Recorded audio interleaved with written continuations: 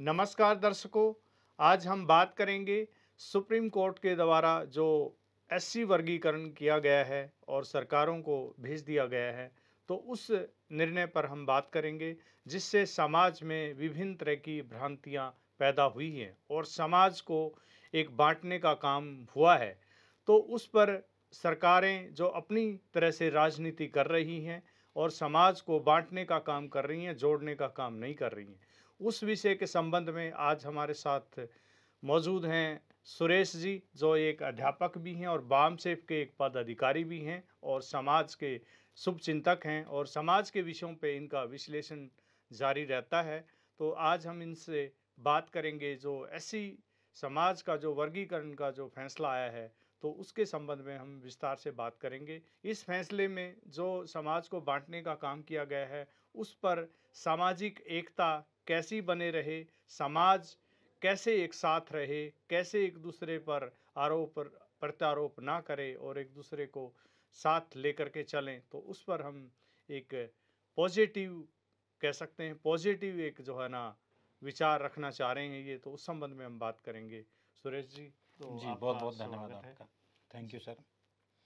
आपने इस चर्चा के लिए बुलाया, आपका बहुत बहुत धन्यवाद। जी सुरेश जी। हाँ, तो मैं मतलब ये कहना चाहता हूँ कि ये जो वर्गीकरण जो किया गया है, जी वर्गीकरण वर्गीकरण उपवर्गीकरण की मानसिकता से नहीं किया गया है, जी वो बांटने के लिए किया गया है। जी और उसमें अगर आप देखेंगे तो जैसे हमारे चीफ जस्टिस हैं, अभी उनके घर हमारे माननीय प्रधानमंत्री जी गए, जी तो उसमें कई तरह के संदेह पैदा, क्योंकि अयोध्या का एक मसला था, उसमें भी वो शामिल थे। जी तो ये जो निर्णय आया, निर्णय के बाद वो गए, अभी महाराष्ट्र में जो चुनाव होने हैं, जी तो इसमें कहीं ना कहीं एक लिंक सी दो रहा है। जनता भी चर्चा कर रही है इस बात की जी कि भाई इसमें ये फैसला क्या है, सुप्रीम कोर्ट के जजों का नहीं है, कहीं ना कहीं कोई राजनीतिक फैसला है। जी।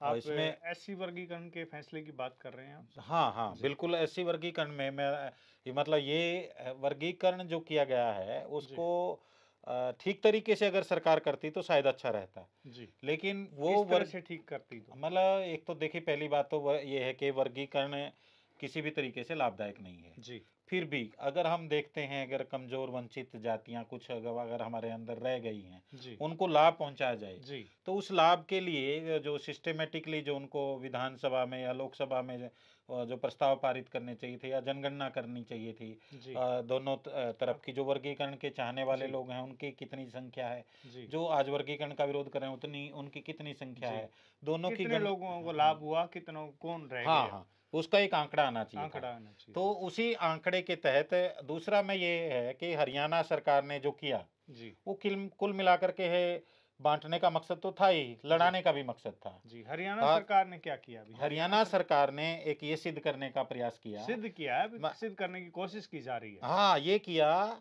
कि भाई एक ही जाति लाभ ले रही है, एक ही जी जाति खा रही है सब कुछ। जी लेकिन अगर आप मैं आपके जी सामने, मेरे पास हरियाणा गवर्नमेंट का लेटर है, जी चीफ सेक्रेटरी जो हैं हरियाणा गवर्नमेंट के, जी 14 दिसंबर 2017 का, जी और इस समय भाजपा की सरकार थी। जी उसमें एक आंकड़ा आया है, उस आंकड़े को अगर आप देखेंगे, जी ये बैकवर्ड क्लास के चेयरमैन को लिखा है, चेयरमैन हरियाणा बैकवर्ड क्लास से कमीशन था जो, उसको भेजा। जी उसमें अगर हम देखते हैं, इस आंकड़े को अगर हम देखते हैं, जी तो इसमें बहुत सारी भ्रांतियां दूर हो जाएंगी। जी।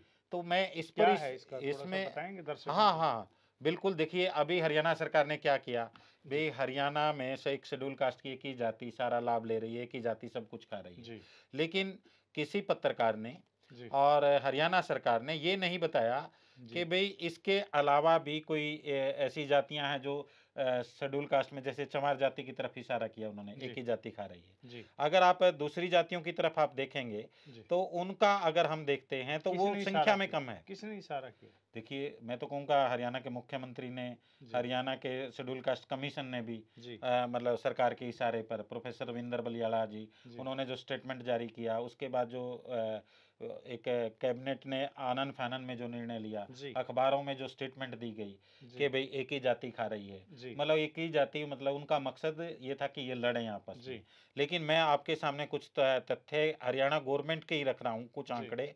अगर उनको आप विश्लेषण करेंगे उनका, जी तो दूध का दूध और पानी का पानी हो जी जाएगा। बताइए उन क्या है? जातियों को बिल्कुल भी मतलब कि ये नहीं रखा गया हुँ, कि भई इसमें इन जातियों को किसी अखबार वाले ने नहीं लिखा। मैं जी, आपको बताना चाहूँगा, जी, अग्रवाल बनिया एक जाति है। मैं कोई जी, उनके खिलाफ दुर्भावना की बात नहीं कर जी। रहा। हाँ, मैं तो एक आंकड़े की बात किसी कर रहा विशेष हूँ। जाति को आ टारगेट आ करने की बात आप उसको अगर जी, देखते हैं, जी, उसमें 610 जो है फर्स्ट क्लास अफ़सर हैं। जी, ये 2017 की स्टेटमेंट के मुताबिक। जी, आज की जो स्टेटमेंट सरकार के पास होगी, या जी। हम देखेंगे वो नया आंकड़ा पॉपुलेशन भी है। कितनी है इनकी जनसंख्या? हाँ, वो बहुत कम है। जी, वो आंकड़ा तो जनगणना के मुताबिक देखा जा सकता है, मेरे पास भी नहीं है, जी, मैं बता पाऊँ। लेकिन ये है 13% वो फर्स्ट क्लास अफ़सर हैं। जी, तो 13% उनकी संख्या तो नहीं है हरियाणा में। जी, और अगर आप शेड्यूल कास्ट में देखें, जी, शेड्यूल कास्ट में चमार जाति की तो उनसे कई गुना ज़्यादा है जी। संख्या। कितनी जनसंख्या है अभी आपकी? जो पिछला जो आंकड़ा था, उस आंकड़े के मुताबिक शेड्यूल कास्ट जो जैसा इन्होंने अभी बताया है, जी, 2011 में जनगणना हुई, 2011 के बाद तो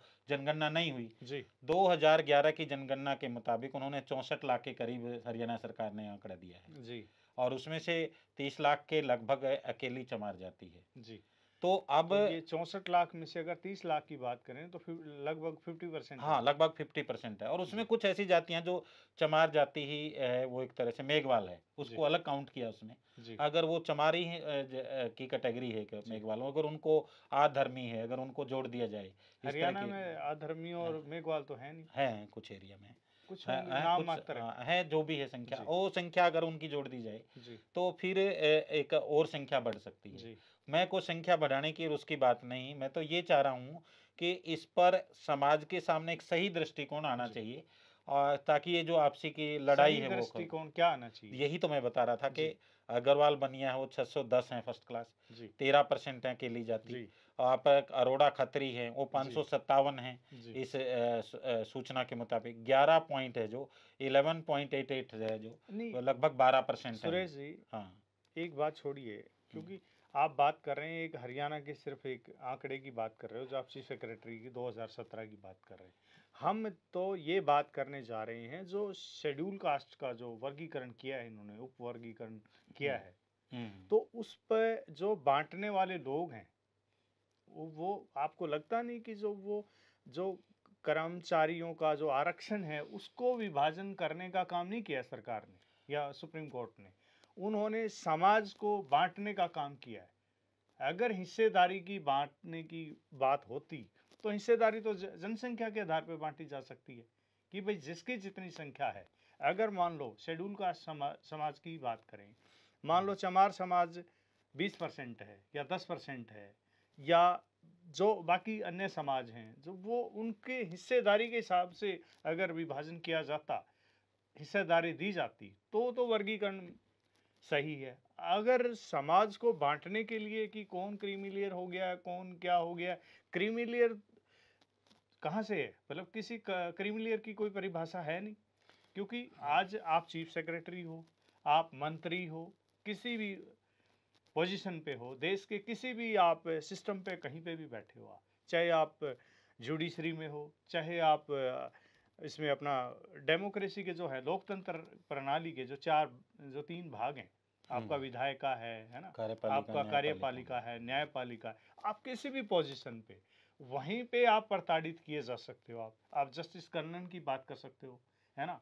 आप लालू प्रसाद यादव की बात कर सकते हो, और अन्य बहुत सारे आईएएस ऑफिसर हैं, आईपीएस अफसर हैं, उनके खिलाफ डेली चार्जेस होते हैं, कंप्लेंट होती हैं, बिना कुछ नहीं, मुद्दों के भी जो है ना अंदर होते हैं। तो मतलब कहने का मतलब ये है कि हिस्सेदारी की क्रीमी लेयर किसको मानते हैं? क्रीमी लेयर का तो कोई परिभाषा है नहीं।